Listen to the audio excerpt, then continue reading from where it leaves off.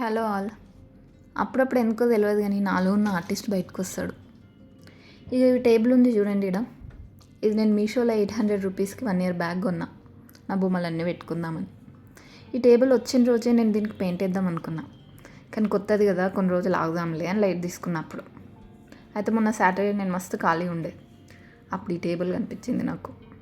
సరే ఇక time waste చేయకుండా పెయింటింగ్ స్టార్ట్ చేద్దామని బొమ్మలన్నీ తీసి దాన్ని టిష్యూతో క్లీన్ చేసినాక దాన్ని మెల్లగా బాల్కనీలోకి తీసుకుపోయినా, పెయింటింగ్ స్టార్ట్ చేసిన.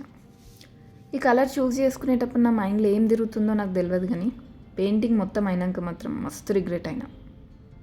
ఆ బార్డర్స్ కేసు ఆపితే మంచిగానే ఉండేది, కానీ అట్లా కాకుండా టేబుల్ మొత్తం కలర్ నింపిన.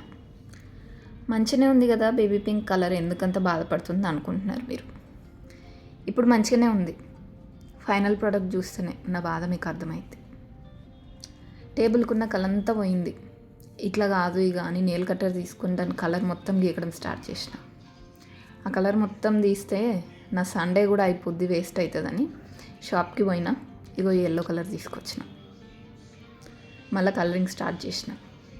తర్వాత అర్థమైంది సిచ్యువేషన్ నా చేతిలో లేదు కానీ ఇక నేను చేసేది ఏం లేదు అని ఈ కలర్తోనే అడ్జస్ట్ అయినా.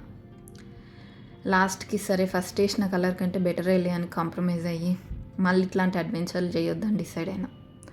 ప్లీజ్ నా మాట విని మీరు కూడా ఇట్లాంటివి ఎక్స్పెరిమెంట్లు ఏం చేయకండి.